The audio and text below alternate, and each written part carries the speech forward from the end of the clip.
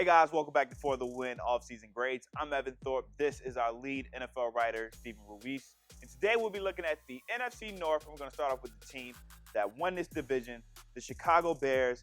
We know in the draft they pretty much couldn't get any top talent. They traded that for Khalil Mack, which I think as an overall talent, you don't really care about the draft talent, but this team is looking to repeat as champions. What do you see of their moves? They did add a lot of defensive help and some offensive weapons. Do you think this team can continue to be the powerhouse of this division? Right, like based on the resources they had in terms of cap space, draft capital, I thought they did a tremendous job. They did as best as they could to replace the people they did lose. They lose guys like Adrian Amos, a great safety for them, Bryce Callahan, who was probably the best slot corner in the league, and then you lose Jordan Howard, obviously a good running back, and then even Eric Kush, he was a pretty good pass protector for them last year. But they replaced these guys with cheaper options. I don't think they're necessarily as good as the people they're replacing, but they're cheaper and they can give them 90% of what they got. Like Clinton Dix can fill in for Amos. Buster Screen, who comes over from the Jets, can fill in for Callahan. And then you draft David Montgomery, who's a good replacement for Jordan Howard. They're basically the same player, and he's obviously going to be much cheaper. And I really like their draft because they get Montgomery, they get Riley Ridley, who's maybe one of the best route runners in this class. He just wasn't a great athlete, but he's going to get open at this next level, and that's really what matters. And then they pick up Duke Shelley, our favorite cornerback. He was our sleeper before the draft. He was supposed to go undrafted. Chicago got him, I think, in the 5th. I think he's going to be one of the steals of the draft. What do you give this team offseason as a grade? So if I was doing it just based on personnel moves, I'd give them an A-. But they do lose Vic Fangio, their defensive coordinator, one of the best defensive coordinators probably of this last decade. That's going to have an impact on their defense, which is really how they win games. So I'm going to give them a B+. Okay. Next up, we have the team that people expected to win the division last year, the Minnesota Vikings. They come in, losing to the Bears the final game of the season, and watching the Philadelphia Eagles take their place in the wild card race. This team lost some big names on the defensive side, but they had an offseason where not too many big moves, and they're looking to compete again in this division. What have you seen from this Vikings team? Right, I think they could have overreacted to last year because it was a big disappointment for them. They were supposed to compete for a Super Bowl. They don't make the playoffs. But they really took a calm approach. They realized we have one big problem, and that's the offensive line. And I like the moves they did to kind of solve that problem. They draft Garrett Bradbury in the first round. He kind of puts the other pieces into place where you can kick Pat Elflein, who was a center. You can kick him over to guard. They signed Josh Klein, who can play right guard. And then they draft Drew Samia from Oklahoma later in the draft. He can compete for one of those guard spots. So they're going to have a good interior line, which is really a problem for them. So you get that offensive line straight. Kirk Cousins suddenly looks better. He has those wide receivers to work with. The defense is going to be good. We know that. Mike Zimmer's not going to let it get below a top 10 rating.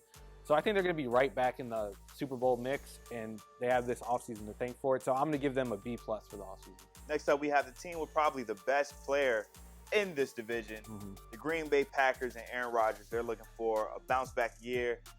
Consecutive years of Aaron Rodgers getting hurt and missing key times, and basically their playoff chances are done if he's not playing. They lost some of their veterans from previous years with Clay Matthews and Randall Cobb, but this team still looking to compete. They got some pass rush in this offseason, and they got a new coaching staff to help Aaron Rodgers out. So what are you looking forward to this Packers team? I think they're going to be good. This is like a new era in the Packers front office. Obviously, in the past, they didn't spend a lot of money in free agency. This year, they spent a ton of money on 2 pass rushers, Zadarius Smith, Preston Smith, and they go out and sign Adrian Amos, who was on the Bears. And really, I like all their moves. I'm not crazy about overspending for pass rush, but when they've already built up the secondary, I understand why they would do it. They have Jair Alexander, he was a rookie last year. I think he's going to break out in the second year, be one of the best corners in the league. They also drafted Josh Jackson with their second pick, and then they used their second first-round pick this year on Darnell Savage.